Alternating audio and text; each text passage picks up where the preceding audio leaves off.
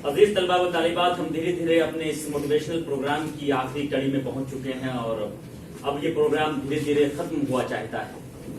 अब मैं आखिर में कोचिंग के डायरेक्टर इमरान सर से गुजारिश करूंगा कि वो तशरीफ लाएं और अपने गिनाकदर तासुरात का इजहार करें कि आंख को बेदार कर दे वादे दीदार से, कि आंख को बेदार कर दे वादे दीदार से, दिल को अफसोस कर दे जौहरे गुफ्तार से। बिस्मिल्लाहिर्रहमानिर्रहीम, नहमदुहु व नसल्ली अला रसूलिल करीम, अम्मा बाद। स्टेज पे मौजूद faculty of Ilm achiever, non teaching staff, parents and my dear student, I welcome all of you with the Islamic greeting, अस्सलामु अलैकुम व रहमतुल्लाहि व बरकातुहू। वक्त खत्म ही नहीं हो चुका है, ओवर हो चुका है और आपको तकरीबन तमाम चीजें फुल डिटेल में समझाई जा चुकी है।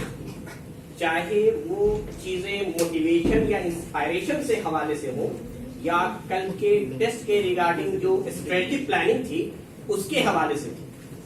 बीच में दो बातों का जिक्र जरूर करूंगा। कुछ बच्चे कंफ्यूज हैं कि एडमिट कार्ड अपने अलावा किसी और का भी डाउनलोड करना है क्या। तो एडमिट कार्ड एक ही डाउनलोड करना है, प्रिंट दो निकालना है। इसको क्लियर कर लीजिएगा, कुछ बच्चे कह रहे थे।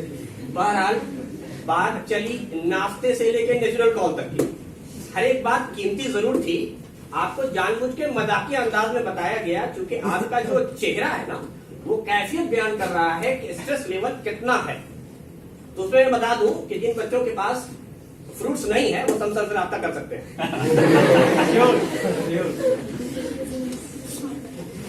बहरहाल खैर,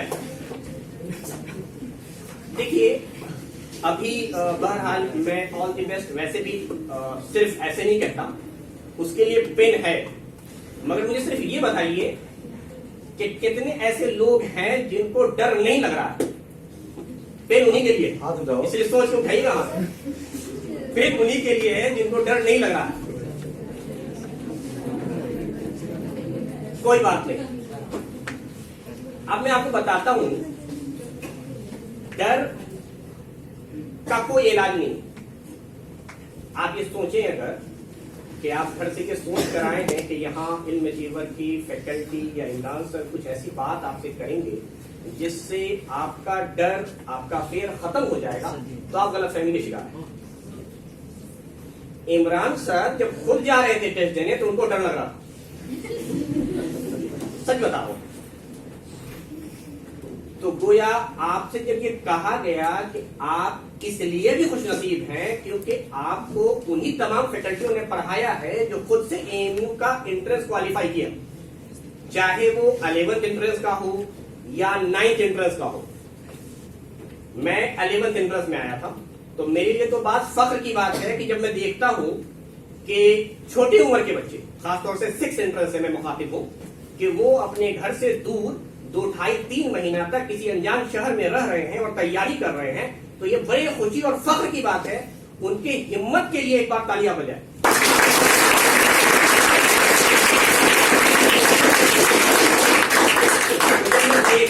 जब मैं देखता हूं तो मुझे ये महसूस होता है कि ये बच्चा कैसे कह रहा है खुद को कि इसके अंदर कॉन्फिडेंस की कमी है। ये मुझसे भी ज्यादा कॉन्फिडेंट है क्योंकि मुझसे 6 साल या 5 साल पहले इसने कंपटीशन वर्ल्ड में कदम रख दिया। इसको ओएमआर शीट भरने आता है, इसको ये पता है कि कॉम्पिटिटिव वर्ल्ड क्या है। मैं तो 10th तक जानता ही नहीं था कि ओएमआर शीट क्या होता है।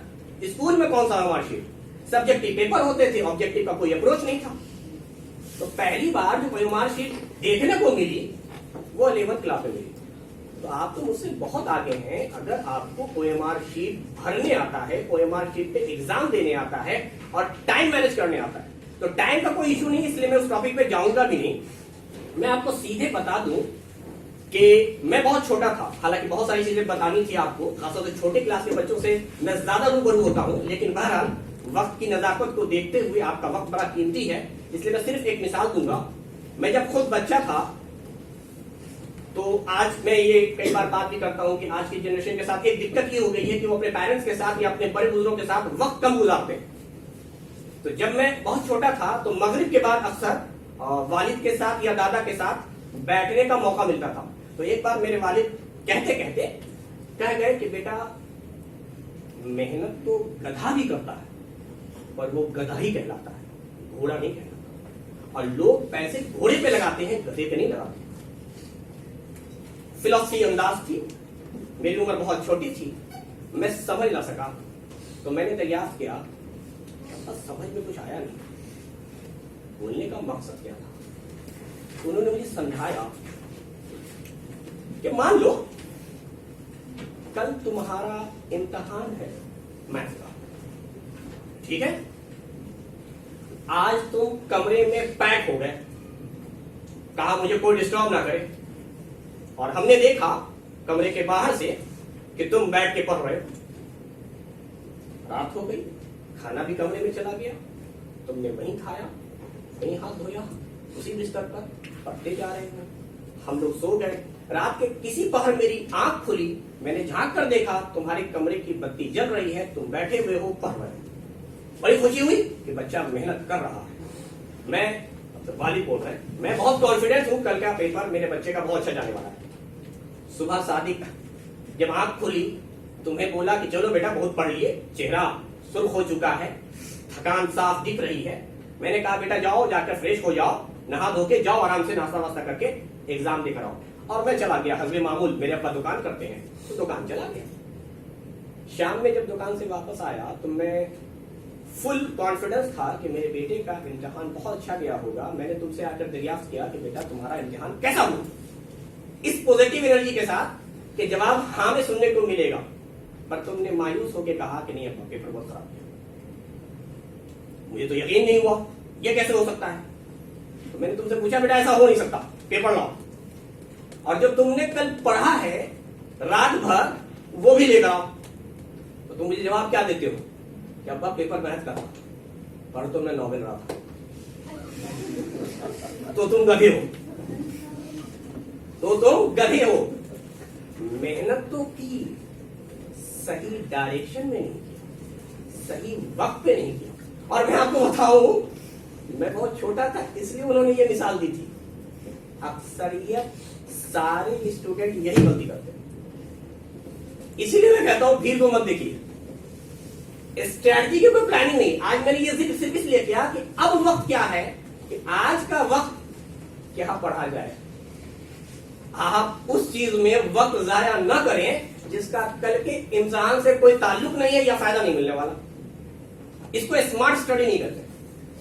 तो मैं तो बहुत छोटा था इसलिए उन्होंने मोटी मोटी मिसाल दी कि मैथ का पेपर है, आप इंग्लिश पढ़ रहे हैं, तो कहां से अच्छा जाएगा। उससे तो बेहतर था कि आप सो ही जाते, फ्रेश माइंड के साथ उठते, जितनी नॉलेज कल से पहले तक थी उसी नॉलेज के हिसाब से एग्जाम दे देते। तो ये जानना स्टूडेंट को बहुत जरूरी है कि किस वक्त क्या पढ़ना जाए। एग्जाम देने का तो अपना स्ट्रेटजी है ही, लेकिन उससे पहले ये भी तय करना जरूरी है कि आपको क्या पढ़ना चाहिए, कितना पढ़ना चाहिए और कैसे पढ़ना चाहिए। तो खैर वक्त ज्यादा नहीं है, मैं सिर्फ इतनी बात आपसे कहूंगा कि आज का दिन आपके लिए बहुत क्रूशियल है, आप बहुत फायदा उठा सकते हैं। पहला फायदा ये उठा सकते हैं कि अगर आपने, खासतौर से मैं साइंस की बात करूंगा, एनसीईआरटी बुक नहीं पढ़ी है 9th क्लास के बच्चे, तो एनसीईआरटी बुक आराम से एक बार रीड आउट कर दें। उसके अंदर एनसीईआरटी का मतलब सिर्फ लाइन ब्लैक से जो लिखा है वो नहीं होता।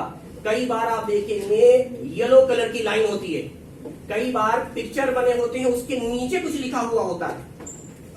वो तमाम चीज आपको पढ़नी है थोरोली, जितना पढ़ सकते हैं इजीली, बिना स्ट्रेस लिए। वैसे अगर आपका पढ़ा हुआ है तो बहुत अच्छा है, लेकिन अगर नहीं पढ़ा हुआ है तो एक बार जरूर रीड आउट करें। मैथ बिल्कुल न टच करें, मैथ लास्ट में टच नहीं किया जाता है।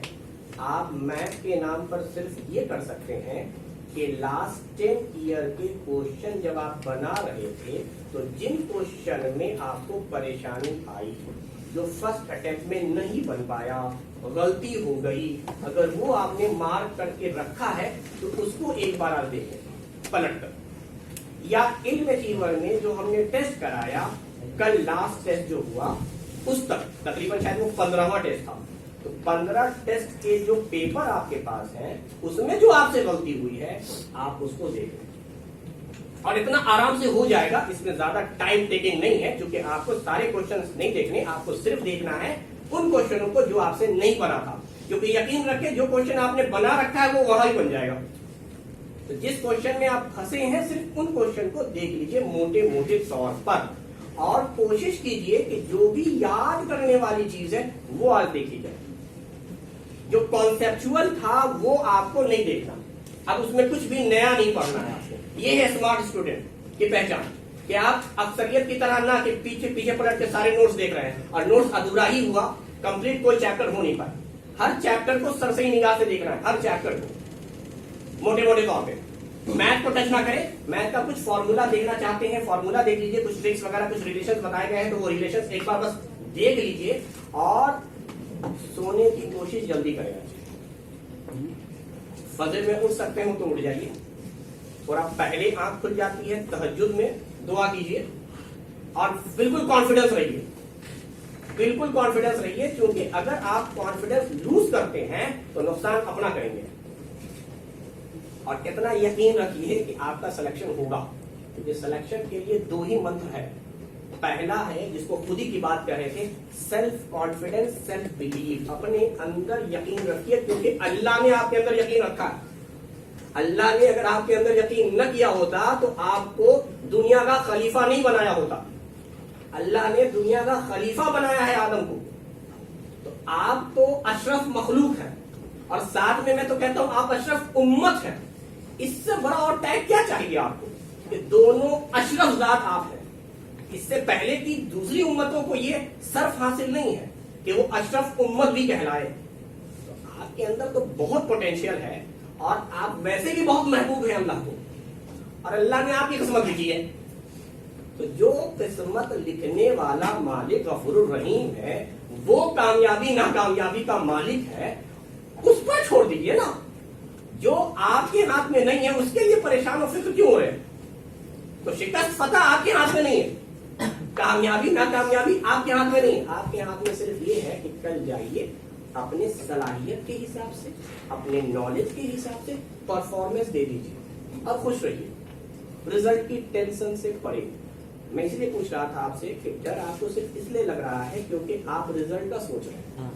अगर आप रिजल्ट का सोचना बंद कर दें तो आपका डर खत्म हो जाएगा, डर आपको लगेगा ही नहीं लगेगा। तो डर सिर्फ इसलिए लगता है क्योंकि आप एग्जाम के बाद का सोच रहे हैं, वो आपके हाथ में नहीं है। आपके हाथ में एग्जाम देना है, आप एग्जाम तक ही फोकस करें, इसके अलावा कुछ ना करें। सिर्फ फोकस होगा कल के एग्जाम पर, और उसमें भी वो सवाल जरूर सही होने चाहिए जो आपको आते हैं, वो सवाल गलत नहीं होने चाहिए जो आपको आते थे, आपने ब्लंडर किया वहां जाकर। जो सवाल बिल्कुल आपको नहीं आते उस पर हम बात ही नहीं कर रहे, लेकिन वो सवाल कम से कम जरूर कल सही कीजिए जो आप आता है, घर पर आकर अफसोस ना करना पड़े कि ये सवाल तो हमें आता था, रूम पे आके बन रहा है, एग्जामिनेशन हॉल में नहीं बन रहा है। तो एग्जामिनेशन हॉल में बनना चाहिए वो सवाल। अब उसके लिए आपको जो करना है आज करिए, कुछ नया मत पढ़िए, कुछ भी नया मत पढ़िए। सिर्फ एनसीईआरटी को बोल रहा हूं मैं, अगर किसी ने नहीं खोला है तो जरूर खोलेंगे, क्वेश्चंस वहीं से आते, तो वो किताब पढ़नी जरूरी है। समझ में आ गई बात? बाकी ये है कि पेन बांट दिया जाए आपको, और उसके अलावा दो और प्राइजेस हैं। मैं चाहूंगा जैद सबी अहमद खान को, जिस बच्चे ने किरत और नाथ पढ़ी है, उसके हौसला अफजाई के लिए इल्म अचीवर की तरफ से हम इस बच्चे को दे रहे हैं। हालांकि इस बच्चे की अगर मैं आपको बताऊं एकेडमिक परफॉर्मेंस, तो ये क्लास 4th का बच्चा है, पर ठीक है, हमने इसे 6 एंट्रेंस का एग्जाम देने को कहा है और ये बच्चा 6 एंट्रेंस का इस साल एग्जाम दे रहा है। तो मैं गुजारिश करूंगा शकील भाई से कि वो इसे ये प्रेजेंटेशन दें और एक सर्टिफिकेट इल्म अचीवर की तरफ से, और नुमान से कहूंगा कि वो मेडल प्रेजेंट करें इस बच्चे को।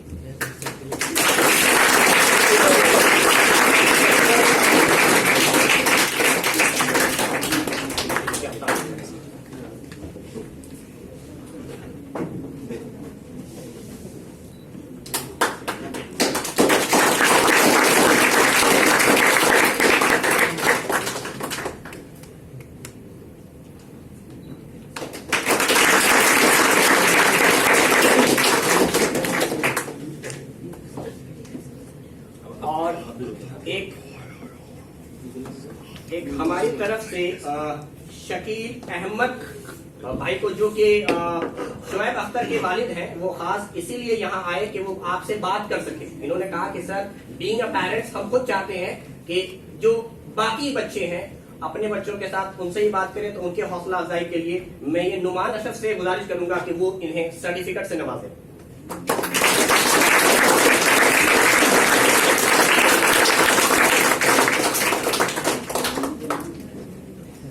बाकी ये है कि पेन आपको डिस्ट्रीब्यूट कर दिया जाएगा। ये ऑल ऑफ दिस, मतलब ऑल द बेस्ट कहने का मेरा अपना एक अंदाज है, तरीका है कि आपको खाली हाथ रुखसत ना किया जाए। और इल्म अचीवर की टीम एक्चुअली क्या है ना, जैसा कि नुमान ने भी कहा, एक फैमिली की तरह है। तो उसमें यह है कि फैमिली के लोग साथ नहीं छोड़ते, तो हम आपके साथ एग्जाम से पहले से लेकर एग्जाम की बात तक है।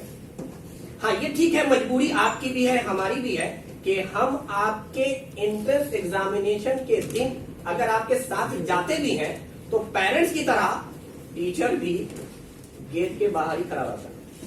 आप ही को जाकर एग्जाम देना है, तो परफॉर्मर तो आप ही हैं, परफॉर्म तो आपको ही करना है। तो हम आपके इंतजार में यहाँ इल्म अचीवर में बैठे रहते हैं, जैसे पेरेंट्स गेट के बाहर आपका इंतजार करते हैं कि बच्चा एग्जाम देकर आएगा, तो हम लोग भी पूरी फैकल्टी यहाँ रहती है। तो कल 9th का चूंकि पहला शिफ्ट में एग्जाम है, तो 9th के बच्चे जो भी एग्जाम देके फ्री होंगे, अपने टाइम के हिसाब से उनको जो भी सुटेबल टाइम लगता है एग्जाम के बाद, वो आ सकते हैं इल्म अचीवर। हम लोग क्वेश्चन लेकर आंसर की बनाते हैं, डिस्कस करते हैं, तो और एक कट ऑफ का अंदाजा हो जाता है हम लोगों को, तो वो डिक्लेयर करते हैं। बाकी रिजल्ट तो खैर बाद में आएगा जब एएमयू का आना है।